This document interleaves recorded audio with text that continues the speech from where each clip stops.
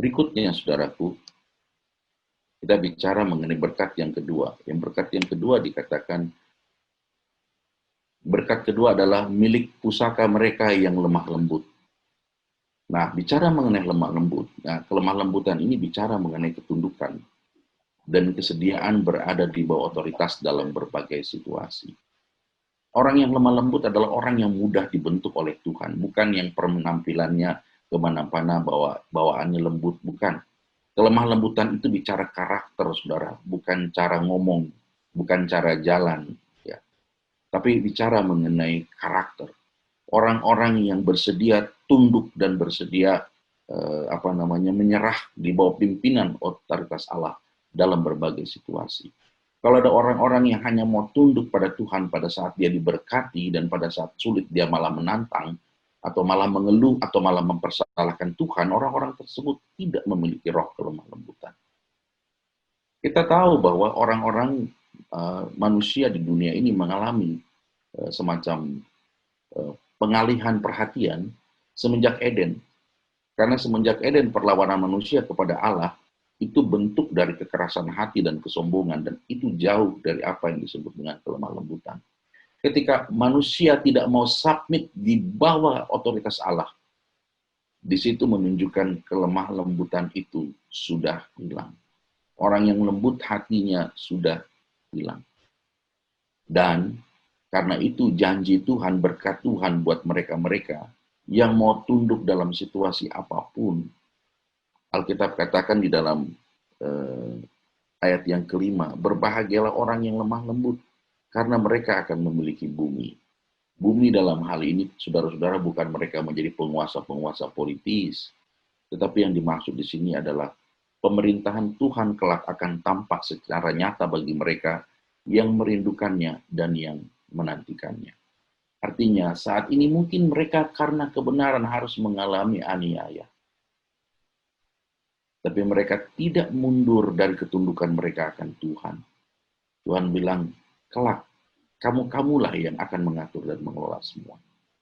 Kamu-kamulah yang akan melihat pemerintahanku yang akan mengatasi semuanya. Jadi, apa yang ada sekarang ini, Tuhan hanya mengatakan, kuatkanlah diri. Itu yang disebut proyeksi.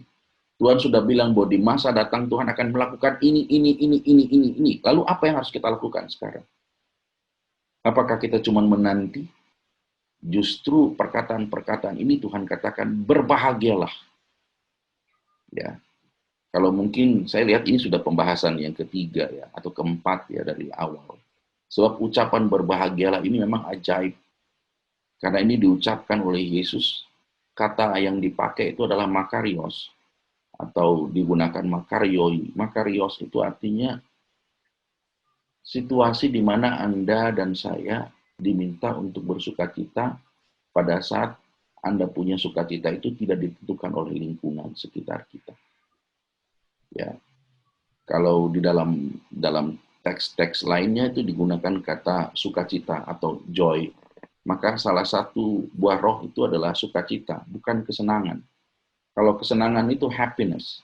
Happiness itu diambil dari kata dasar happen, ya kata dasarnya. Sesuatu yang terjadi berdasarkan peristiwa-peristiwa yang ada di lingkungan kita. Kayak happy birthday, happy wedding anniversary. Itu semua kata happy-happy yang terkait dengan situasi kita. Sementara berbahagialah di sini. Justru ketika situasimu tidak mendukung, kau tetap harus mengalami kebahagiaan itu. Jangan kebahagiaanmu ditentukan oleh situasi-situasi yang ada. Bahkan ketika engkau sedang berada dalam penganiayaan, bahkan ketika engkau sedang berada dalam tekanan-tekanan, berbahagialah.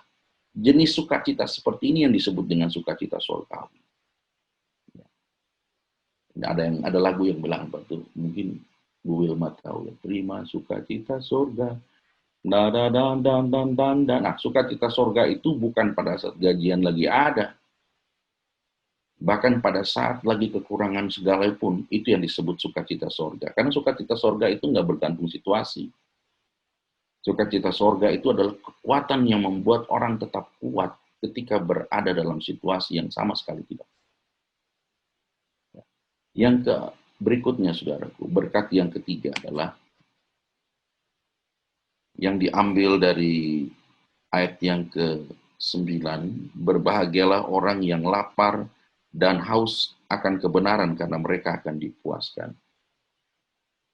Pertama, mereka yang tidak membenarkan diri, tetapi yang haus akan kebenaran dan pembenaran dari Allah, maka mereka akan dipuaskan. Lagi-lagi ini tekanan Yesus berulang kali bolak-balik di tempat-tempat di mana orang-orang Yahudi dan orang Farisi doyan sekali membenarkan diri. Mereka membenarkan diri dengan cara, saya ini sudah lakukan Taurat, saya sudah lakukan semua bentuk-bentuk ibadah. Makanya Yesus pernah bilang, ada dua orang yang datang kepada Tuhan, yang satu berdoa dengan berkata, Tuhan, saya sudah melakukan kegiatan-kegiatan rohani, mempersembahkan segala sesuatu, berpuasa, dan selanjutnya. Dan saya tidak seperti yang di belakang itu. Sementara yang di belakang itu, jangankan mengucapkan jasa, mengangkat mukanya saja tidak sanggup. Dan kalimat yang sederhana diucapkan, Tuhan, kasihanilah aku orang berdosa ini. Orang-orang yang seperti itu sebenarnya haus akan kebenaran. Dan mereka nggak membenarkan diri sendiri. Yesus bilang mereka yang haus akan kebenaran, mereka akan dipuaskan. Jadi orang yang membenarkan diri tidak akan pernah dipuaskan. Perempuan Samaria itu haus akan kebenaran. Yesus bilang, jika engkau minum dari air yang kuberikan, engkau tidak akan pernah haus lagi. Dan ketika dia dibongkar seluruh hidupnya, dan dia melihat kebenaran, dia bebas. Karena benar yang Alkitab katakan dalam Injil Yohanes, ya, kebenaran itu memerdekakan kamu. Hidup dalam kebenaran memang mengandung resiko, saudara. Di satu sisi, membuat seseorang memiliki hubungan yang benar di hadapan Allah. Namun di sisi lain, hidup dalam kebenaran itu justru mengundang aniaya, mengundang keterhilangan. Jika karena namaku engkau akan dianiaya, jika oleh karena namaku engkau akan kehilangan orang-orang, engkau akan terpisah dengan orang-orang yang engkau kasih. Jadi hidup dalam kebenaran itu selalu punya dua sisi, yang satu indah, yang satu sangat berbahaya. Namun Tuhan menjanjikan bahwa orang-orang yang memiliki keterhilangan karena kebenaran, ia akan memperoleh hidup di dalam kerajaan Allah. Sehingga Allah memberkati kita dengan sebuah hubungan yang benar dalam keluarga Allah yang mengalami pemulihan, rasa persaudaraan, serta persekutuan yang sejati.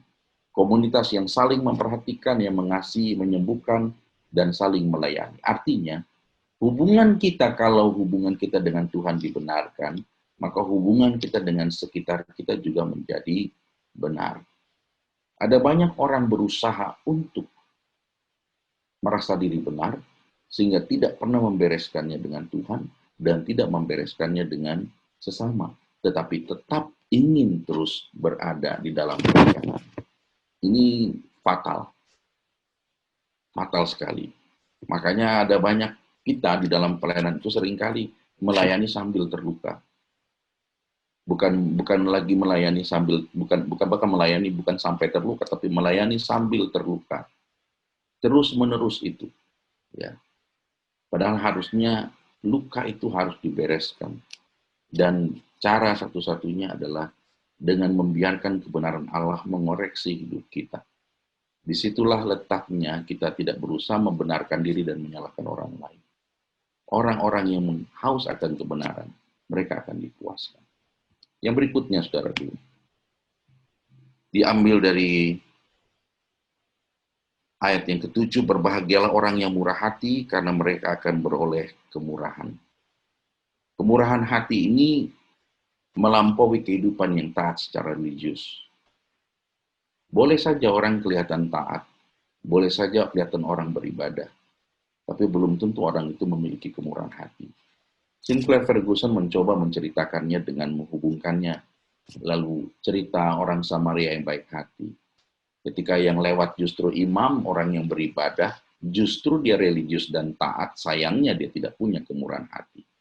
Jadi iman itu bukan semata soal memperoleh kemurahan dari Tuhan, tapi justru membagikan kemurahan dari Tuhan buat orang lain. Sehingga kemurahan Allah itu memberi ruang seluas-luasnya bagi kita, bukan untuk berkanjang dalam dosa, tetapi justru mengalami pemulihan dan pertolongan Allah. Kita dikasih kesempatan untuk pulih dalam ketidakberdayaan kita. Itu yang disebut dengan kemurahan Allah. Dan kalau kita sudah terima kemurahan Allah, maka ada satu hal yang tidak bisa tidak kita hindari, yaitu kita harus juga membagi kemurahan Allah itu kepada orang lain.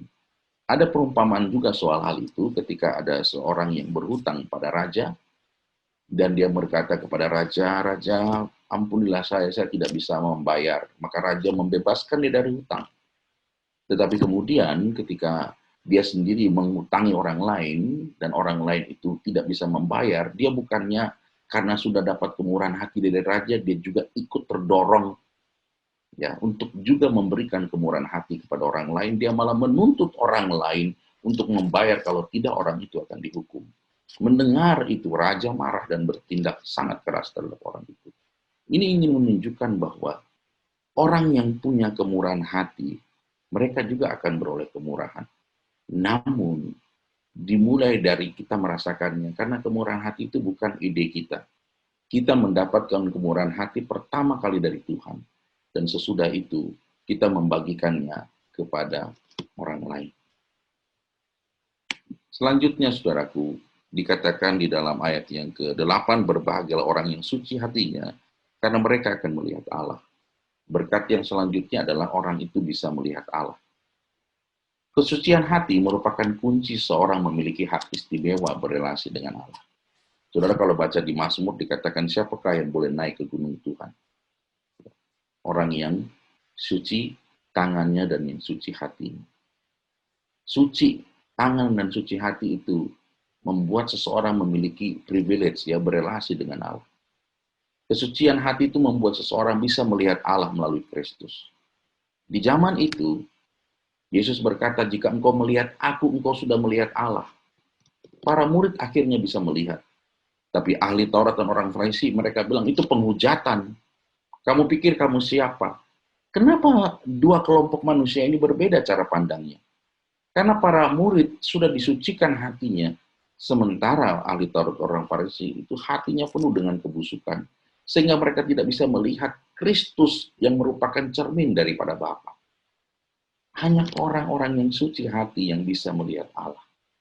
Nah, perjumpaan dengan Allah sudah dapat dilakukan saat ini. Namun janji ini juga mengarahkan kita kepada kemuliaan yang jauh lebih nyata, yang akan kelak kita lihat. Seperti Rasul Paulus berkata, sekarang aku melihat segala sesuatu dengan samar-samar. Tapi satu saat aku akan melihat muka dengan muka. Ya. Jadi saat ini saudara dan saya mungkin tidak bisa melihat wajah Tuhan seutuh-utuhnya seperti yang dibayangkan oleh kita semua. Kita hanya melihat sejauh dia mengungkapkan diri dalam bentuk-bentuk yang terbatas. Tapi kelak, orang-orang yang suci hatinya akan melihat Allah. Ketika salah seorang dosen di mana saya dulu kuliah meninggal, saya lihat orang ini memang betul-betul tekun ya, tidak meneko-neko dalam hidupnya. Walaupun saya tahu keselamatan itu adalah hak prerogatifnya Tuhan. Ketika dia meninggal, saya ditanya, apa kesan Anda? Saya jawab, dulu dia mengajarkan kita tentang Yesus. Dia lihatnya samar-samar, saya juga lihatnya samar-samar. Tapi hari ini ketika dia meninggal, dia melihat Yesus muka dengan muka. Sementara saya masih hidup ini, masih terus melihatnya dengan samar-samar. Sampai nanti suatu saat saya akan melihatnya muka dengan muka. Dan hanya orang yang suci hatinya yang bisa melihat hal itu. Yang ke berapa nih? Berkat yang selanjutnya dikatakan ayat yang ke-9, berbahagialah orang yang membawa damai karena mereka akan disebut anak-anak Allah. Saudara-saudara, kita memperoleh hak istimewa Allah ya menjadi Bapa kita. Dan kita disebut dengan panggilan anak Allah yang hidup. Jadi ini merupakan bagian dari orang-orang yang rindu membawa damai kemana-mana. Karena kita memiliki karakter yang sama dengan Allah. Kalau Allah membawa damai, kita juga membawa damai. Ya, sehingga ketika di dalam kerajaan Allah hubungan kita didamaikan dengan Allah, seperti Paulus katakan, berilah dirimu diperdamaikan dengan Allah, maka kita akan dipulihkan sehingga kita menjadi sebagaimana seharusnya diri kita. Dan dalam pemulihan relasi itu, implikasinya adalah karena kita disebut ahli waris, yang merupakan pewaris dari kekayaan kerajaan Allah, kita juga mewarisi sifat-sifat khas dari Sang Bapa. Contohnya adalah perkataan, berbahagialah mereka yang membawa damai. Nah, sekarang adalah yang menjadi perhatian kita adalah ciri-ciri daripada Injil Yesus Kristus itu adalah kedamaian yang sejati. Ada kedamaian palsu, saudara. Kedamaian palsu itu adalah jika ada masalah, masalah didiamkan. Yang penting damai. Itu bukan kedamaian Kristus. Ya, bukan kedamaian Kristus. Saudara perhatikan apa yang terjadi di zaman Yeremia. Yeremia melihat bangsa Israel itu mengalami kebusukan. Luar biasa. Dan Yeremia berteriak, bertobatlah. Tapi hari itu Yeremia berlawanan dengan ratusan nabi-nabi bayaran. Dan Yeremia diperhadapkan dengan kalimat yang berbeda. Ratusan nabi bayaran itu mengatakan shalom, shalom dan shalom, damai, damai, damai. Siapa bilang ada tuntutan dari Tuhan? Akhirnya apa yang diucapkan oleh Yeremia kejadian. Yeremia walaupun sendiri dia menyampaikan kebenaran. Dia katakan siapa bilang ada damai. Justru pertobatan itulah yang bisa mendatangkan damai. Ada banyak penyelesaian-penyelesaian terjadi di antara kita tanpa melewati satu prinsip pertobatan. Seringkali kalau ada kasus-kasus di lingkungan kita, cara aman untuk kelihatannya damai adalah dengan mendiamkannya. Tidak mengoreknya, nggak usah cari masalah, nggak usah korek-korek. Itu kedamaian palsu, saudara. Bayangkan antara Kristus dengan manusia, antara Bapa dengan manusia. Untuk adanya sebuah kedamaian, anaknya mesti dikorbankan. Bapa nggak mau pura-pura diam, dan manusia juga nggak mau pura-pura diam. Mereka berdua berdamai di kayu salib. Ini yang disebut sebuah pemulihan hubungan.